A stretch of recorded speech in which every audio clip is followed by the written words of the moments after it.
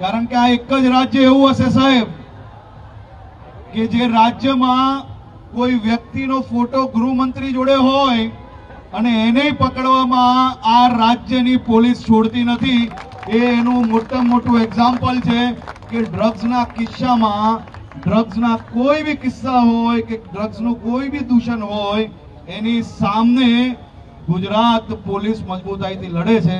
તમારા બધાના આશીર્વાદ અને જ્યારે ભગવાન પાસે જાઓ ને ત્યારે આ પોલીસ માટે દુઆ માંગજો સાહેબ, કારણ કે આ પોલીસ એવી છે કે જે સરહદ ઉપર જઈને ભારત પાકિસ્તાનની સીમાઓ ઉપર ભારત પાકિસ્તાનની સીમામાં પાકિસ્તાનથી ડ્રગ્સ ઘુસાડનાર લોકોને સીમા ઉપરથી પકડવાનું કામ કરે છે।